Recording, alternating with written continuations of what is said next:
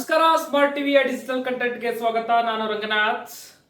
Cabinet ವಿಸ್ತರಣೆಯಾಗಿ ಹೆಚ್ಚು ಕಡಿಮೆ ಒಂದು ವಾರ ಕಳೀತಾ ಬಂತು. ಆಗಸ್ಟ್ 3ರಂದು ಕ್ಯಾಬಿನೆಟ್ ವಿಸ್ತರಣೆಯಾಗಿದ್ದಂಥದ್ದು. ಇವತ್ತು ಆಗಸ್ಟ್ 9.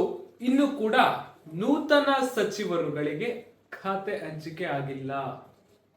ಇವರೇ ಸಚಿವ ಸ್ಥಾನದ್ದೇ ಇನ್ನು ಬಡದಾಟ ಇದೆ. ಖಾತೆಯಲ್ಲಿಂದ ಹಂಚಿಕೆ ಆಗಬೇಕು ಅಂತೀರಾ? ಆಗಸ್ಟ್ 3ರಂದು ನೂತನ ಸಚಿವರು ಪದಗ್ರಹಣವನ್ನು ತೆಗೆದುಕೊಂಡ್ರು. ಇವತ್ತು ಆಗಸ್ಟ್ 9. ಇನ್ನೂ ಕೂಡ ಸಚಿವ ಸಂಪುಟ ವಿಸ್ತರಣೆಯ ಸಂಕಟ, ಕಿತ್ತಾಟ, ಕೋಲಾಹಲ, ಕ್ಯಾಬಿನೆಟ್ ಕಲಹ ಇದ್ಯಾವುದು ಕೂಡ ಮುಗಿತಾ ಇಲ್ಲ. ಸ್ವತಃ ಸಿದ್ದರಾಮಯ್ಯನವರಿಗೆ ಇನ್ನೂ ಬೇಸರ ತಣ್ಣಗಾಗಿಲ್ಲ. ಅವರು ಶತಾಯಗತಾಯ ಈ ಕ್ಯಾಬಿನೆಟ್ ನಲ್ಲಿ ಬ್ಯಾಡಗಿ MLA ಬಸವರಾಜ್ ಶಿವಣ್ಣನವರ ಮಂತ್ರಿ ಆಗಬೇಕು ಅನ್ನುವಂಥ ಒಂದು ಪಟ್ಟನ್ನ ಹಿಡ್ಕೊಂಡು ಕೂತಿದ್ದಾರೆ. ಇತ್ತ ಎಂ ಕೃಷ್ಣಪ್ಪ ಅವರು ಬೆಂಗಳೂರಿನ ವಿಜಯನಗರ ಶಾಸಕ ಎಂ ಕೃಷ್ಣಪ್ಪ ಮತ್ತು ಅವರ ಪುತ್ರ ಪ್ರಿಯಾ ಕೃಷ್ಣ ಗೋವಿಂದರಾಜಪುರ MLA ಅವರಲ್ಲಿ ಇಬ್ಬರಲ್ಲಿ ಒಬ್ಬರಿಗೆ ಸಚಿವ ಸ್ಥಾನ ಬೇಕೇ ಬೇಕು ಎನ್ನುವಂತಹ ಪಟ್ಟು ಹಿಡಿದುಕೊಂಡು ಕೂತಿರುವ ಕಾರಣ ಒಂದು ಅಂತಿಮ ಹಂತಕ್ಕೆ ಇದು ತಲುಪ್ತಾ ಇಲ್ಲ. ಮತ್ತೊಂದು ವಿಷಯ, ಮಹಿಳೆಯರಿಗೆ ಈ ಕ್ಯಾಬಿನೆಟ್ ನಲ್ಲಿ ಸ್ಥಾನಮಾನ ಕೊಟ್ಟಿಲ್ಲ ಎನ್ನುವಂತಹದ್ದು. ಒಂದು ವೇಳೆ ಎಂ ಕೃಷ್ಣಪ್ಪ ಅವರು ಸ್ವತಃ ರಾಹುಲ್ ಗಾಂಧಿ ಅವರಿಗೆ ಹೇಳಿದ್ರು ಕೂಡ ಅವ್ರು ಕೇಳ್ತಾ ಇಲ್ಲ. ನಿನ್ನೆ ಮಾಧ್ಯಮಗಳ ಜೊತೆ ಮಾತನಾಡುವ ಸಂದರ್ಭದಲ್ಲಿ ನಾನು ಗಮನಿಸ್ತಾ ಇದ್ದೆ, ಯಾರೋ ಮಾಧ್ಯಮದವರು ಯಾರೋ ಒಬ್ಬ ಟಿವಿ ಚಾನೆಲ್ನ ಮಾಧ್ಯಮದವರು ಕೇಳಿದ್ದಕ್ಕೆ, ಸರ್ ನಿಗಮ ಮಂಡಳಿ ಏನಾದ್ರೂ ಕೊಡ್ತೀವಿ, ಜವಾಬ್ದಾರಿ ಕೊಡ್ತೀವಿ ಅಂತ ಏನಾದ್ರೂ ಹೇಳಿದ್ರಾದ್ರೆ ಆ ಮಾತುಗಳನ್ನ ನನ್ನ ಹತ್ರ ಹೇಳಲಿಕ್ಕೆ ಅವ್ರಿಗೆ ಧೈರ್ಯ ಇಲ್ಲ, ನಿಮ್ಗೆ ಎಲ್ಲಿಂದ ಧೈರ್ಯ ಬಂತು ಈ ಮಾತುಗಳನ್ನ ನನಗೆ ಕೇಳಲಿಕ್ಕೆ ನೀವು ಅಂತ ಮಾತಾಡಿದ್ದವರು. ಅಂದ್ರೆ ನಥಿಂಗ್ ಡೂಯಿಂಗ್ ಮಾಡೋದಾದ್ರೆ ಮಂತ್ರಿ ಮಾಡಿ, ಇಲ್ಲಾಂದ್ರೆ ನಿಮ್ ಸಾವಾಸ ಬೇಡ, ಮಾತುಕತೆ ಬೇಡ, ಏನು ಬೇಡ ಅನ್ನೋ ಪರಿಸ್ಥಿತಿಯಲ್ಲಿ ಎಂ ಕೃಷ್ಣಪ್ಪ ಅವರಿದ್ದಾರೆ. ಇದನ್ನ ಕಾಂಗ್ರೆಸ್ ಹೈಕಮಾಂಡ್ ಯಾಕೆ ಗಂಭೀರವಾಗಿ ತಗೋಬೇಕು ಅಂದ್ರೆ, ಎಂ ಕೃಷ್ಣಪ್ಪ ಅವರು ಪಕ್ಷದ ಓಟ್ಗಿಂತಲೂ ಕೂಡ ಅವ್ರಿಗೆ ಸ್ವಂತ ಬಲದ ಮೇಲೆ ಗೆಲ್ಲುವಂತಹ ತಾಕತ್ತಿರುವಂತಹವರು, ಸ್ವಂತ ಮತಗಳಿಂದ, ಸ್ವಂತ ಓಟ್ಗಳಿಂದ ಗೆಲ್ಲುವಂತಹ ತಾಕತ್ತಿರುವಂತಹವರು ಎಂ ಕೃಷ್ಣಪ್ಪ ಅವರು. ಸೊ ಹಾಗಾಗಿ ಹೈಕಮಾಂಡ್ ಇದನ್ನ ಬಹಳ ಗಂಭೀರವಾಗಿ ಪರಿಗಣಿಸಬೇಕು. DK ಶಿವಕುಮಾರ್ ಅವರು ಇವತ್ತು ದೆಹಲಿಗೆ ಹೋಗ್ತಾರೆ ಅನ್ನುವಂತ ಒಂದು ಸುದ್ದಿ ಇದೆ. ದೆಹಲಿಗೆ ಹೋಗಿ ಒಂದು ಮಾತುಕತೆಯನ್ನು ಅಥವಾ ಎಂ ಕೃಷ್ಣಪ್ಪನವರಿಗೆ ಸಚಿವ ಸ್ಥಾನವನ್ನ ಕೊಟ್ಟರೆ ಬೇರೆ ಯಾರ ಕೈಯಿಂದ ರಾಜೀನಾಮೆಯನ್ನ ಕೊಡಿಸೋದು ಎನ್ನುವಂತಹ ಮಾತುಕತೆಯನ್ನ ಆಡ್ಕೊಂಡು ಮತ್ತೆ ಖಾತೆಗಳ ಹಂಚಿಕೆ ವಿಷಯವನ್ನ ಯಾಕೆ ಗಂಭೀರವಾಗಿ ತಗೊಂಡಿದ್ದಾರೆ ಅಂತಂದ್ರೆ, ಫಸ್ಟ್ ಫೇಸ್ ಅಲ್ಲಿ DK ಶಿವಕುಮಾರ್ ಅವರು ಮುಖ್ಯಮಂತ್ರಿ ಆದಂತಹ ಸಂದರ್ಭದಲ್ಲಿ ಅವರ ಜೊತೆಗೆ ಇನ್ನಿತರ 13 ಜನ ಡಾಕ್ಟರ್ ಜಿ ಪರಮೇಶ್ವರ್ ಅವರನ್ನು ಸೇರಿದಂತೆ ಇನ್ನಿತರ 13 ಜನ ಸಚಿವರಾಗಿ ಪ್ರಮಾಣ ವಚನವನ್ನ ತೆಗೆದುಕೊಂಡ್ರು. ಆಗ ಖಾತೆ ಹಂಚಿಕೆಯ ವಿಚಾರದಲ್ಲಿ ಕಗ್ಗಂಟಾಯ್ತು. KH ಮುನಿಯಪ್ಪ ಅವರು ನನಗೆ ಆಹಾರ ಸರಬರಾಜು ಇಲಾಖೆ ಬೇಡ, ಅದು ಬಹಳ ಸಣ್ಣದು, ಸಮಾಜ ಕಲ್ಯಾಣ ಇಲಾಖೆ ಕೊಡಿ ಅಂತ ಹೇಳ್ಬಿಟ್ಟು ಕುತ್ಕೊಂಡಿದ್ರು. ಬಟ್ ರಾಹುಲ್ ಗಾಂಧಿ ಅವರನ್ನ ಭೇಟಿಯಾಗಿ ಐ ಆಮ್ ಫುಲ್ ಹ್ಯಾಪಿ ಅನ್ನುವಂಥದ್ದನ್ನು ಹೇಳಿದ್ರು. ರಾಜಕಾರಣ ಅಂದ್ರೆ ಹಂಗೆ. ಮೊನ್ನೆ ನೋಡ್ಲಿಲ್ವಾ, ಬೇಳೂರು ಗೋಪಾಲಕೃಷ್ಣ ಅವರು ನಾಳೆ ಬೆಳಿಗ್ಗೆ 10 ಗಂಟೆಗೆ ರಾಜೀನಾಮೆ ಸಲ್ಲಿಸ್ತೀವಿ ಅಂದ್ರು. ಅದಾದ ನಂತರ ರಾಜೀನಾಮೆ ಇಲ್ಲ, ಕತೆ ಇಲ್ಲ, ಏನೂ ಇಲ್ಲ.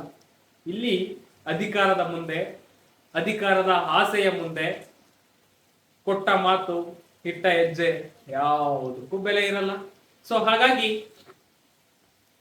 ಮತ್ತೆ ಅದ್ರ ಜೊತೆಗೆ ರಾಮಲಿಂಗಾರೆಡ್ಡಿ ಅವರು ಕೂಡ ನನಗೆ ಈ ಇಲಾಖೆ ಬೇಡ, ಕೃಷ್ಣ ಬೈರೇಗೌಡರ ಇಲಾಖೆ ನನಗೆ ಕೊಡಬೇಕು ಎನ್ನುವಂತಹ ಪಟ್ಟು ಹಿಡಿದು ಕೂತಂತಹದ್ದು. ಹಂಗಾಗ್ಬಿಟ್ಟು DK ಶಿವಕುಮಾರ್ ಅವರು ತುಂಬಾ ಎಚ್ಚರಿಕೆ ವಹಿಸಿ ಖಾತೆಗಳನ್ನ ಹಂಚಿಕೆ ಮಾಡಬೇಕು ಅಂತ ಇದ್ರು. ಬಟ್ ಇದೇ ಬಗೆಹರಿತಾ ಇಲ್ಲ. DK ಶಿವಕುಮಾರ್ ಅವರಿಗೆ ಪ್ರತಿರೋಧ ಉಂಟಾಗ್ತಾ ಇರುವಂತದ್ದು. ಅನೇಕ ಶಾಸಕರು DK ಶಿವಕುಮಾರ್ ಮತ್ತು ಸಿದ್ದರಾಮಯ್ಯನವರ ಇಬ್ಬರ ವಿರುದ್ಧ ಕೂಡ ಅಸಮಾಧಾನವನ್ನ ಹೊರ ಹಾಕ್ತಾ ಇದ್ದಾರೆ. ಸಚಿವ ಸ್ಥಾನ ಕೈ ತಪ್ಪಿರುವಂತಹ ಅನೇಕ ಹಿರಿಯ ಶಾಸಕರ ಒಂದು ವಾದ ಏನು ಅಂತಂದ್ರೆ, ಈ ಸಚಿವ ಸಂಪುಟ ವಿಸ್ತರಣೆಯಲ್ಲಿ ಕಾಂಗ್ರೆಸ್ ಹೈಕಮಾಂಡ್ ಯೂಸ್ ಮಾಡಿದಂತಹ ಕ್ರೈಟೀರಿಯಾ ಏನು, ಮಾನದಂಡಗಳೇನು, ಪ್ರಾದೇಶಿಕ ಸಮತೋಲನವನ್ನ ಮಾಡ್ಲಿಕ್ಕೆ ಹೊರಟ್ರಿ, ಅದು ಆಗಿಲ್ಲ. ಹತ್ತತ್ರ 8ರಿಂದ 9 ಜಿಲ್ಲೆಗಳಿಗೆ ಪ್ರಾತಿನಿಧ್ಯ ಸಿಕ್ಕಿಲ್ಲ. ಹೊಸ ಮುಖಗಳಿಗೆ ಮಣೆ ಹಾಕಬೇಕು ಅಂತಂದ್ರಿ, ಹಳಬ್ರು ಎಷ್ಟೊಂದು ಜನ ಇದ್ದಾರೆ. ಪ್ರಾಮಾಣಿಕರಿಗೆ ಅವಕಾಶ ಮಾಡಿಕೊಡಬೇಕು ಅಂತಂದ್ರಿ, ಆರೋಪ ಹೊತ್ತಿರುವಂತವ್ರು, ಕಳಂಕ ಹೊತ್ತಿರುವಂತವ್ರು ಎಷ್ಟು ಜನ ಇದ್ದಾರೆ ಈ ಮಂತ್ರಿಮಂಡಲದಲ್ಲಿ? ಈ ರೀತಿಯಾದಂತಹ ತರ್ಕಬದ್ಧವಾದಂತಹ ಪ್ರಶ್ನೆಗಳನ್ನ ಅನೇಕ ಹಿರಿಯ ಕಾಂಗ್ರೆಸ್ ಶಾಸಕರು ಕಾಂಗ್ರೆಸ್ ಹೈಕಮಾಂಡ್ಗೆ ಕೇಳ್ತಿರುವಂತದ್ದು, ಕಾಂಗ್ರೆಸ್ ಹೈಕಮಾಂಡ್ ವಿರುದ್ಧ ಅಸಮಾಧಾನವನ್ನ ವ್ಯಕ್ತಪಡಿಸ್ತಾ ಇರುವಂತದ್ದು. ಸೊ ಕಾಂಗ್ರೆಸ್ ಹೈಕಮಾಂಡ್ಗೆ ಇದೊಂದು ರೀತಿಯ ತಲೆನೋವು. ನಾವೇನೋ ಅನ್ಕೊಂಡಿದ್ದು ಅಂತಂದ್ರೆ ಡಿ ಕೆ ಶಿವಕುಮಾರ್ ಅವರ ಜೊತೆ ಏನು ಹಿರಿಯ ಶಾಸಕರು, ಅನುಭವ ಇರುವಂತರು ಮಂತ್ರಿಗಳಾಗಿ ಪ್ರಮಾಣ ವಚನ ತೆಗೆದುಕೊಂಡ ನಂತರ ನೆಕ್ಸ್ಟ್ ಫೇಸ್ 2ನೇ ಹಂತದ ಕ್ಯಾಬಿನೆಟ್ ವಿಸ್ತರಣೆಯ ಸಮಯದಲ್ಲಿ ಡಿ ಕೆ ಶಿವಕುಮಾರ್ ಅವರಿಗೆ ಒಂದು ಸ್ವತಂತ್ರ ಇರುತ್ತೆ, ಯಾರನ್ನು ಬೇಕೋ ಅವರನ್ನ ತೆಗೆದುಕೊಳ್ಳುವಂತಹ ಒಂದು ಸ್ವತಂತ್ರ ಇರುತ್ತೆ. ಬಟ್ ಹಾಗಾಗಿಲ್ಲ. ಇಲ್ಲಿ ಹೈಕಮಾಂಡ್ ಹಸ್ತಕ್ಷೇಪ ಮಾಡಿದೆ. ಹೈಕಮಾಂಡ್ ಹಸ್ತಕ್ಷೇಪದಿಂದಲೇ ಇಷ್ಟೆಲ್ಲ ರಾದ್ಧಾಂತ ಆಗಿ ಇದೆಲ್ಲ ಗಲೀಜಾಗಿ ಹೋಗಿರುವಂತದ್ದು. ಇನ್ನು ಒಂದು 4 ಸಾಧ್ಯತೆಗಳಿದಾವೆ. ಒಂದು ವೇಳೆ ಅಂದ್ರೆ ಡಿ ಕೆ ಶಿವಕುಮಾರ್ ಅವರು ಮಾಧ್ಯಮದವ್ರು ಕೇಳಿದಂತಹ ಪ್ರಶ್ನೆಗೆ ಅಂದ್ರೆ ಕ್ಯಾಬಿನೆಟ್ ಸಚಿವ ಸಂಪುಟದಲ್ಲಿ ಅದಲು ಬದಲು ಎನ್ನುವಂತಹ ಪ್ರಶ್ನೆಗಳನ್ನ ಕೇಳಿದ್ಮೇಲೆ ಅವ್ರೇನು ತಳ್ಳಿ ಹಾಕ್ಲಿಲ್ಲ. ಅದನ್ನ ನೋಡೋಣ ಇರೋ ಅದ್ರ ಬಗ್ಗೆ ಆಮೇಲೆ ಮಾತಾಡ್ತೀನಿ ಅಂತ ಹೇಳಿದ್ರು. ದೆಹಲಿಗೆ ಹೋಗ್ತೀರಾ ಅಂದ್ರೆ ದೆಹಲಿಗೆ ಹೋಗ್ಲೇಬೇಕಲ್ಲಪ್ಪ, ನಿಮ್ಗೆ ಹೇಳೇ ಹೋಗ್ತೀನಿ ಅಂತಂದ್ರು. ಸೊ ಹಾಗಾಗಿ ಒಂದು 3-4 ಸಾಧ್ಯತೆಗಳಿದಾವೆ. ಇಲ್ಲಿ ಮೊದಲನೇದಾಗಿ KH ಮುನಿಯಪ್ಪ ಅವರನ್ನ ರಾಜೀನಾಮೆಯನ್ನ ಕೊಡಿಸಿ ಅವರ ಮಗಳು ರೂಪಕಲಾ ಶಶಿಧರ್ ಅವರಿಗೆ ಒಂದು ಸ್ಥಾನವನ್ನ ಕೊಡೋದು ಅಂತ. ಅಲ್ಲಿಗೆ ಕೋಲಾರ ಜಿಲ್ಲೆಗೆ ಪ್ರಾತಿನಿಧ್ಯವನ್ನ ಕೊಟ್ಟಂತಾಗುತ್ತೆ. ಮಹಿಳಾ ಕೋಟದಲ್ಲಿ ರೂಪಕಲಾ ಶಶಿಧರ್ ಅವರಿಗೆ ಕೊಟ್ಟಂತಾಗುತ್ತೆ. ಮುನಿಯಪ್ಪನವರು ಬೇರೆಯವ್ರಿಗೆ ಏನ್ ಬಿಟ್ಕೊಡ್ತಾ ಇಲ್ಲ ಸಚಿವ ಸ್ಥಾನ, ತಮ್ಮ ಪುತ್ರಿಗೆ.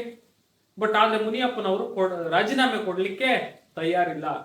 If I am not wrong, ಯಾವುದೋ ಒಂದು ಕಾರ್ಯಕ್ರಮದಲ್ಲಿ ಮುನಿಯಪ್ಪ ಅವರು ಹೇಳಿದಂತದ್ದು, ಹೊಸಬ್ರಿಗೆ ಅವಕಾಶ ಮಾಡ್ಕೊಡ್ತೀವಿ, ನೀವೆಲ್ಲ ಹಳಬ್ರು ರಾಜೀನಾಮೆ ಕೊಡಿ ಅಂದ್ರೆ ನಾವು ಕೊಡ್ಲಿಕ್ಕೆ ರೆಡಿಯಾಗಿರ್ಬೇಕು ಅಂತ ಹೇಳಿದ್ರು ಅವರು. ಬಟ್ ಈ ಸಮಯದಲ್ಲಿ ನೋಡಿ, ನನಗೆ ಆಹಾರ ಖಾತೆ ಬೇಡವೇ ಬೇಡ, ಸಮಾಜ ಕಲ್ಯಾಣ ಇಲಾಖೆ ಕೊಡಿ ಅಂತ ಪೊಟ್ಟು ಹಿಡಿದು ಕೂತಿದ್ದಾರೆ. ಹಾಗಾಗಿ ನಾನು ಅದಕ್ಕೆ ಹೇಳಿದ್ದು, ಇಲ್ಲಿ ಕೊಟ್ಟ ಮಾತುಗಳಿಗೆ ಇಟ್ಟ ಹೆಜ್ಜೆಗಳಿಗೆ ಯಾವುದೂ ನೆನಪಿರಲ್ಲ. ಅದರ ಜೊತೆಗೆ ಬಿ ನಾಗೇಂದ್ರ ಅವರು 2ನೇ ಸಾಧ್ಯತೆ. ಬಿ ನಾಗೇಂದ್ರ ಅವರಿಗೆ ಸಚಿವ ಸ್ಥಾನ ಕೊಟ್ಟಿರುವ ವಿಚಾರದ ಕುರಿತು ಅವರ ವಿರುದ್ಧ ಆರೋಪ ಏನಿದೆ, ವಾಲ್ಮೀಕಿ ಅಭಿವೃದ್ಧಿ ನಿಗಮದಲ್ಲಿ ಆಗಿರುವಂತಹ ಅಕ್ರಮ ಹಣ ವರ್ಗಾವಣೆಯ ಪ್ರಕರಣ ಇತ್ಯರ್ಥ ಆಗಿಲ್ಲ. ಈ ಸಂದರ್ಭದಲ್ಲಿ ಅವರಿಗೆ ಸಚಿವ ಸ್ಥಾನ ಹೆಂಗ್ ಕೊಟ್ರಿ ಅನ್ನೋದನ್ನ ಮುಂದಿನ ಅಸೆಂಬ್ಲಿ ಸ್ಟಾರ್ಟ್ ಆಗುತ್ತೆ. ಅಸೆಂಬ್ಲಿಯಲ್ಲಿ ಈ ವಾದವನ್ನ, ಈ ಒಂದು ವಿರೋಧವನ್ನ ಮಾಡ್ಲಿಕ್ಕೆ ವಿಪಕ್ಷಗಳು ಅಸ್ತ್ರವನ್ನ ಹೂಡ್ತಾ ಇದ್ದಾವೆ. ಹಾಗಾಗ್ಬಿಟ್ಟು ತಾವೇ ಹಗ್ಗ ಕೊಟ್ಟು ಕೈ ಕಟ್ಟಿಸ್ಕೊಳ್ಳುವಂತಾಗುತ್ತೆ. ಹಾಗಾಗ್ಬಿಟ್ಟು ನಾಗೇಂದ್ರ ಅವರ ಕೈಲಿ ರಾಜೀನಾಮೆಯನ್ನ ಕೊಡಿಸಿ ಸಂಡೂರಿನ ಅನ್ನಪೂರ್ಣ ತುಕಾರಾಮ್ ಅವರಿಗೆ ಅವಕಾಶ ಮಾಡಿಕೊಟ್ರೆ ಅಲ್ಲಿಗೆ ಮಹಿಳಾ ಕೋಟದಲ್ಲೂ ಕೂಡ ಅವಕಾಶ ಮಾಡಿಕೊಟ್ಟಂತಾಗುತ್ತೆ. ವಿಪಕ್ಷಗಳಿಗೆ ಮಾತನಾಡ್ಲಿಕ್ಕೆ ಅಸ್ತ್ರ ಇರೋದಿಲ್ಲ ಅನ್ನುವಂಥದ್ದು ಕೂಡ ಒಂದು ಪ್ಲಾನ್ ಇದೆ ಅಂತೆ. ಇನ್ನು ಕಲ್ಯಾಣ ಕರ್ನಾಟಕದ ಭಾಗದಲ್ಲಿ ಒಬ್ಬ ಮುಸ್ಲಿಂ ಮಹಿಳೆಗೆ ಅವಕಾಶ ಮಾಡಿಕೊಡಿ ಎನ್ನುವಂತ ಕೂಗಿದೆ. ಸೊ ಹಾಗಾಗಿ ಈಗ ಮುಸ್ಲಿಂ ಸಚಿವರು 3 ಜನ ಇದ್ದಾರೆ. ಜಮೀರ್ ಅಹಮದ್ ಖಾನ್, UT ಖಾದರ್ ಮತ್ತು ರಿಜ್ವಾನ್ ಅರ್ಷದ್. ಇವರ 3 ಜನದ ಪೈಕಿ ಒಬ್ಬರ ಹತ್ರ ರಾಜೀನಾಮೆಯನ್ನ ಕೊಡಿಸಿ ಖಲೀಜಾ ಫಾತಿಮ್ ಅವರಿಗೆ ಒಂದು ಅವಕಾಶವನ್ನ ಮಾಡಿಕೊಡಬೇಕು ಎನ್ನುವಂತಹ ಚರ್ಚೆಗಳು ಕೂಡ ಓಡಾಡ್ತಾ ಇರುವಂತದ್ದು. ಅದರ ಜೊತೆಗೆ 4ನೇ ಸಾಧ್ಯತೆ ಬಹಳ ದಟ್ಟವಾಗಿ ಕಾಣ್ತಾ ಇದೆ. ಯಾಕೆಂತಂದ್ರೆ ಮಾಗಡಿ ವಿಧಾನಸಭಾ ಕ್ಷೇತ್ರದ ಶಾಸಕ HC ಬಾಲಕೃಷ್ಣ ಅವರು ಡಿ ಕೆ ಶಿವಕುಮಾರ್ ಅವರ ಅತ್ಯಾಪ್ತ. ಮುಖ್ಯಮಂತ್ರಿಗಳಿಗೆ ಮುಜುಗರ ಆಗುವಂತಹ ಕೆಲಸಗಳನ್ನ ಮುಜುಗರ ಆಗುತ್ತೆ ಅನ್ನೋದಾದ್ರೆ ನಾನು ರಾಜೀನಾಮೆಯನ್ನ ಕೊಡ್ಲಿಕ್ಕೆ ಸಿದ್ಧ, ಸರ್ಕಾರದ ದೃಷ್ಟಿಯಿಂದ ಮುಖ್ಯಮಂತ್ರಿಗಳ ಹಿತದೃಷ್ಟಿಯಿಂದ ರಾಜೀನಾಮೆಯನ್ನ ಕೊಡ್ಲಿಕ್ಕೆ ನಾನು ಸಿದ್ಧ ಎನ್ನುವಂತ ಹೇಳಿಕೆಯನ್ನ ನಿನ್ನೆ ಬಹಿರಂಗವಾಗಿ ಹೇಳಿದ್ರು.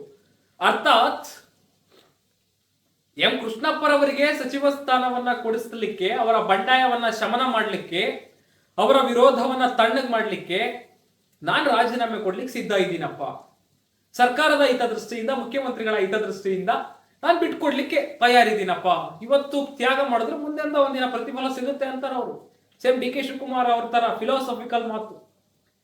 ಹಾಗಾಗಿ ಆ ಸಾಧ್ಯತೆ ದಟ್ಟವಾಗಿದೆ. ಡಿ ಕೆ ಶಿವಕುಮಾರ್ ಅವರು ಬೇರೆಲ್ಲ ಸಾಧ್ಯತೆಗಳು ಕೈಗೂಡಲ್ಲ, ಕೈಗೆಟಕಲ್ಲ ಅಂದಾಗ ತನ್ನ ಅತ್ಯಾಪ್ತ HC ಬಾಲಕೃಷ್ಣ ಅವರಿಗೆ ಒಂದು ಫೋನ್ ಕರೆ ಮಾಡೋದು ಅಥವಾ ಅವರನ್ನ ಕರೆದು, ನಿನ್ ರಾಜೀನಾಮೆ ಕೊಡಪ್ಪ, ನಿನ್ ಮುಂದಿನ ದಿನಗಳೊಂದು ಅವಕಾಶ ಆಗುತ್ತೆ, ಈಗ ಸದ್ಯದ ಪರಿಸ್ಥಿತಿ ಈಗಿದೆ, ಸನ್ನಿವೇಶ ಈಗಿದೆ, ನಾವೆಲ್ಲರೂ ಚುನಾವಣೆ ಇರೋದ್ರಿಂದ ಒಟ್ಟಾಗಿ ಹೋಗಬೇಕು, ಬಂಡಾಯ ಶಮನ ಆಗಬೇಕು, ಇವೆಲ್ಲವೂ ಕೂಡ ವಿಪಕ್ಷಗಳಿಗೆ ಅಸ್ತ್ರ ಆಗಬಾರ್ದು ಅಂತ ಹೇಳೋದಾದ್ರೆ ಡೆಫಿನೆಟ್ಲಿ ಬಾಲಕೃಷ್ಣ ಅವರು ಅಂದ್ರೆ ಅವರ ಮಾತಿನಲ್ಲಿ ಯಾವುದೇ ಕಪಟ ಕಾಣ್ತಾ ಇಲ್ಲ. ಅಂದ್ರೆ ಹೇಳೋದೊಂದು ಮಾಡೋದೊಂದು ಆ ರೀತಿಯಾದಂತ ಮಾತುಗಳು ಕಾಣ್ತಾ ಇಲ್ಲ. ಸೊ ಡೆಫಿನೆಟ್ಲಿ ಈ ಚಾನ್ಸ್ ವರ್ಕ್ ಆಗುತ್ತಾ ಅಂದ್ರೆ ಒಂದು 99% 99 ಅಲ್ಲ, ಒಂದು 90% ವರ್ಕ್ ಆಗುವಂತ ಸಾಧ್ಯತೆ ಇದೆ. ಅದರ ಜೊತೆಗೆ ಇನ್ನು ಕುಮಾರಸ್ವಾಮಿ ಅವರ ಒಂದು ರಿಯಾಕ್ಷನ್ ಇದೆ, ಅದನ್ನು ಹೇಳಿ ಮುಗಿಸ್ಬಿಡ್ತೀನಿ. ಡಿ ಕೆ ಶಿವಕುಮಾರ್ ಅವರು ಪ್ಲಾನ್ ಮಾಡ್ತಾ ಇದ್ದಾರೆ 2028ರ ವಿಧಾನಸಭಾ ಚುನಾವಣಾ ದೃಷ್ಟಿಯಿಂದ. ಡಿ ಕೆ ಶಿವಕುಮಾರ್ ಅವರು ಈಗಾಗಲೇ ಪ್ಲಾನ್ ಮಾಡ್ತಾ ಇದ್ದಾರೆ. ಯಾವ್ಯಾವ ತಲೆಗಳನ್ನ ಉರುಳಿಸಬೇಕು, ಜೆಡಿಎಸ್ ನಿಂದ ಯಾರಿಗೆ ಗಾಳ ಹಾಕಬೇಕು, ಬಿಜೆಪಿಯಿಂದ ಯಾರಿಗೆ ಗಾಳ ಹಾಕಬೇಕು, ಯಾವ್ಯಾವ ಕ್ಷೇತ್ರದ ಅಂದ್ರೆ ಜೆಡಿಎಸ್ ಮತ್ತು ಬಿಜೆಪಿ ಮತ ಬಾಹುಳ್ಯ ಇರುವಂತಹ ಕ್ಷೇತ್ರಗಳಲ್ಲಿ ಹೇಗೆ ತಂತ್ರವನ್ನ ರೂಪಿಸಬೇಕು, ಅಲ್ಲಿ ಯಾರಿಗೆ ಕೊಟ್ರೆ ಟಿಕೆಟ್ ಲೆಕ್ಕಾಚಾರ ಹೇಗಾಗುತ್ತೆ ಎನ್ನುವಂತ ಮಾಸ್ಟರ್ ಮೈಂಡ್ ಲೆಕ್ಕಾಚಾರ ಅವರದ್ದು. ಈಗಾಗಲೇ ಅವರು ಅದರ ಪೂರ್ವ ತಯಾರಿಯಾಗಿ ಆಗಾಗ್ಗೆ ಚಿಂತನೆ ನಡೆಸ್ತಾ ಇದ್ದಾರೆ. ಅವರ ಅತ್ಯಾಪ್ತರ ಹತ್ರ ಮಾತಾಡ್ತಾ ಇದ್ದಾರೆ ಎನ್ನುವಂತಹ ವದಂತಿಗಳು, ಸುದ್ದಿಗಳು ಕೂಡ ಹರಿದು ಬರ್ತಾ ಇದ್ದಾವೆ. ಈ ಸಂದರ್ಭದಲ್ಲಿ ಕೇಂದ್ರ ಸಚಿವ ಎಚ್ ಡಿ ಕುಮಾರಸ್ವಾಮಿ ಅವರು, ಜೆಡಿಎಸ್ ರಾಜ್ಯಾಧ್ಯಕ್ಷರು, ಒಂದು ಹೇಳಿಕೆಯನ್ನ, ಬಹಿರಂಗ ಆಹ್ವಾನವನ್ನ ಕೊಟ್ಟಂತಹದ್ದು. ನೊಂದವರ ಪಕ್ಷ ನಮ್ದು, ಯಾರ್ಯಾರು ನೋವಲ್ಲಿದ್ದಾರೋ ಅವರೆಲ್ಲರೂ ಕೂಡ ನಮ್ಮ ಪಕ್ಷಕ್ಕೆ ಬನ್ನಿ ಎನ್ನುವಂತಹ ಒಂದು ಮುಕ್ತ ಆಹ್ವಾನವನ್ನ ಕೊಡುವಂತಹದ್ದು. ನೊಂದವರು ಯಾರ್ಯಾರಿಗೆ ಸಚಿವ ಸ್ಥಾನ ಸಿಕ್ಕಿಲ್ಲ, ಸಚಿವ ಸಂಪುಟದಲ್ಲಿ ಸ್ಥಾನ ಸಿಕ್ಕಿಲ್ಲ, ನೊಂದಿದಿರೋ, ಆಘಾತಕ್ಕೊಳಗಾಗಿದ್ರು ಅವರೆಲ್ಲರಿಗೂ ಕೂಡ ನಮ್ಮ ಪಕ್ಷದ ಬಾಗಿಲು ತೆರೆದಿದೆ ಎನ್ನುವಂತಹ ಬಹಿರಂಗ ಆಹ್ವಾನವನ್ನ ಎಚ್ ಡಿ ಕುಮಾರಸ್ವಾಮಿ ಅವರು ಕೊಟ್ಟಂತದ್ದು.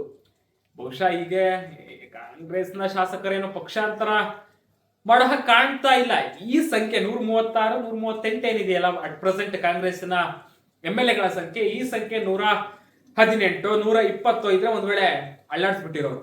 ನಾವು ಟೀಗೆ ಸೇರಿದ್ವಪ್ಪ, ನಾವು ತಿಂಡಿಗೆ ಸೇರಿದ್ವಪ್ಪ, ನಾವು ಕಾಫಿಗೆ ಸೇರಿದ್ವಪ್ಪ, ಅಥವಾ ನಾವು ಊಟಕ್ಕೆ ಸೇರಿದ್ವಪ್ಪ, ನಮ್ದು ಡಿನ್ನರ್ ಮೀಟಿಂಗ್ ಅಪ್ಪ ಅಂತ ಹೇಳ್ಬಿಟ್ಟು ಆಯ್ತಂತಲ್ಲ ಮಾತುಕತೆ ಜೆಡಿಎಸ್ ಜೊತೆ, ಆಯ್ತಂತಲ್ಲ ಬಿಜೆಪಿ ಜೊತೆ ಮಾತುಕತೆ, ಆಲ್ರೆಡಿ 10 ಜನ ಶಾಸಕರು ಬಿಜೆಪಿ ಜೊತೆ ಬಂದ್ರಂತಲ್ಲ. ಈ ರೀತಿಯಾಗಿ ಒಂದು ಬ್ಲಾಕ್ ಮೇಲ್ ಸನ್ನಿವೇಶವನ್ನ ಸೃಷ್ಟಿ ಮಾಡ್ತಾ ಇದ್ರು. ಬಟ್ ಈಗಿರೋ ಸಂಖ್ಯೆಯ ಪ್ರಕಾರ ಈ ರೀತಿಯಾದಂತಹ ಬ್ಲಾಕ್ ಮೇಲ್ಗಳೆಲ್ಲವೂ ಕೂಡ ವರ್ಕ್ ಆಗಲ್ಲ. ಹಾಗಾಗ್ಬಿಟ್ಟು ಡಿ ಕೆ ಶಿವಕುಮಾರ್ ಅವರು ಮತ್ತು ಹೈಕಮಾಂಡ್ ಅವರು ಹೇಳಿರೋದು, ಯಾರಾದ್ರೂ ರಾಜೀನಾಮೆ ಕೊಟ್ರೆ ವಿತಿನ್ 2 minutes ಅದನ್ನು ಅಕ್ಸೆಪ್ಟ್ ಮಾಡಿ ಅಂತ. ಅದಕ್ಕೆ ಬೇಳೂರು ಗೋಪಾಲಕೃಷ್ಣ ಅವರು ರಾಜೀನಾಮೆ ಒಂದು ಬ್ಲಾಕ್ ಮೇಲ್ ಅನ್ನ ಇಟ್ಟರು. ಬಟ್ ಅದು ವರ್ಕ್ ಆಗ್ಲಿಲ್ಲ, ಯಾವ ರಾಜೀನಾಮೆ ಇಲ್ಲ, ಏನು ಇಲ್ಲ ಅಂತ ಹೇಳ್ಬಿಟ್ಟು ಡಿ ಕೆ ಶಿವಕುಮಾರ್ ಅವ್ರ ಜೊತೆ ಒಂದು ಮಾತುಕತೆ ಆಡಿದ್ರು, ಸುಮ್ಮನಾದ್ರು. ಸ್ವತಃ ರಾಜೀನಾಮೆಯನ್ನ ಕೊಟ್ಟಿದ್ದಂತಹ ಯಶವಂತರಾಯಗೌಡ ಪಾಟೀಲ್ ಅವರು ವಾಪಸ್ ತೆಗೆದುಕೊಂಡ್ರು. ಸೊ ಈ ರಾಜೀನಾಮೆ ತಂತ್ರ ಎಲ್ಲ ವರ್ಕ್ ಆಗಲ್ಲ. ಬಟ್ ಎಂ ಕೃಷ್ಣಪ್ಪ ಅವರನ್ನ ಸಮಾಧಾನಿಸುವಂಥದ್ದು ಮತ್ತು ಮಾಜಿ ಸಿಎಂ ಸಿದ್ದರಾಮಯ್ಯನವರ ಒಂದು ಬೇಡಿಕೆ, ಒಂದು ಒತ್ತಾಯ ಏನಿದೆ, ಬಸವರಾಜ ಶಿವಣ್ಣನವರನ್ನ ಸಚಿವರನ್ನಾಗಿ ಮಾಡಲೇಬೇಕು ಎನ್ನುವಂಥದ್ದು, ಆ ಎರಡು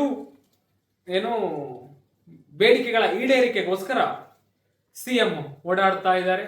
ಸ್ವತಃ ಸಿಎಂ ಅವರು ಕೂಡ ಅನೇಕ ಶಾಸಕರ ಕೆಂಗಣ್ಣಿಗೆ ಗುರಿಯಾಗಿದ್ದಾರೆ. ಬಟ್ ಆಗಸ್ಟ್ 13ರಿಂದ ಅಸೆಂಬ್ಲಿ ಶುರುವಾಗುತ್ತಂತೆ. ಹಾಗಾಗಿ ಅದರ ಒಳಗೆ ಇದೆಲ್ಲವೂ ಬಂಡಾಯ ಶಮನ ಆಗಬೇಕು, ಇದೆಲ್ಲವೂ ಬಗೆಹರಿಬೇಕು. ಸಚಿವ ಸ್ಥಾನ ಪಡ್ಕೊಂಡಿರೋರಿಗೆಲ್ಲರಿಗೂ ಕೂಡ ಖಾತೆ ಹಂಚಿಕೆ ಆಗಬೇಕು. ಖಾತೆ ಹಂಚಿಕೆ ಆದ್ಮೇಲೂ ಕೂಡ ಇಂತಹದ್ದೊಂದು ಸಣ್ಣ ಅಸಮಾಧಾನ, ಬಂಡಾಯ ಭುಗಿಲೆದ್ರೂ ಏನು ಕೂಡ ಆಶ್ಚರ್ಯ ಇಲ್ಲ. ಇದರೊಂದಿಗೆ ಇವತ್ತಿನ ಅಪ್ಡೇಟ್ ಮುಗಿಸ್ತಾ ಇದ್ದೇನೆ. ಮತ್ತಷ್ಟು ವೈವಿಧ್ಯಮಯ ಸುದ್ದಿಗಳಿಗಾಗಿ ನೋಡ್ತಾ ಇರಿ ಸ್ಮಾರ್ಟ್ ಟಿವಿ.